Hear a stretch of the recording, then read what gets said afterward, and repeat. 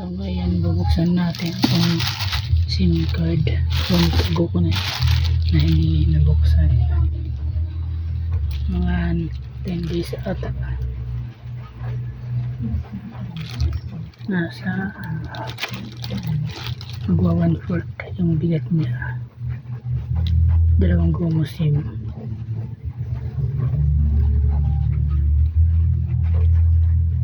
So yan. Isang browse. Wala siyang privacy. Pero secure naman yung contact number ko kasi hindi siya naka-display like before. Buksan natin. Wala tayo masiwagang gunting. So kamay lang muna. Dalawang gomo na SIM. May data. May data. Good for 1 month. Kala ko may freebies. Wala pala. So ngayon buksan natin. Walang gunting. Kailangan siya ng gunting eh. Maghanap tayo ng gunting. Ayan.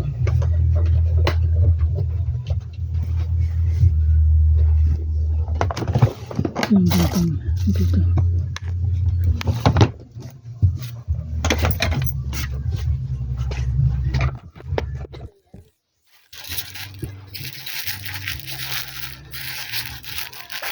Ayan.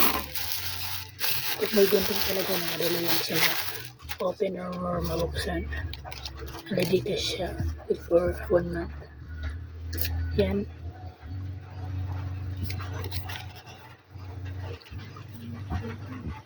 So yan. Dalawang binili ko. So yan.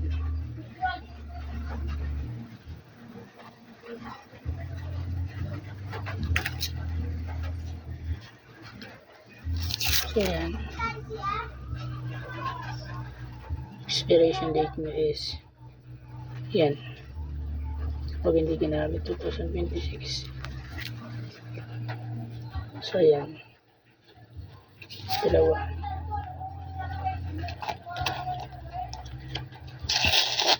Ito natin para makita yung laman. Isa lang muna yung bubuksan natin. Kasi expired na yung lifeline namin sa kabila. Yung huling house namin. Yan, register tayo.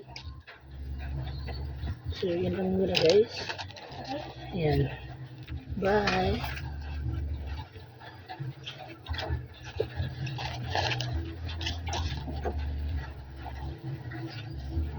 So yan.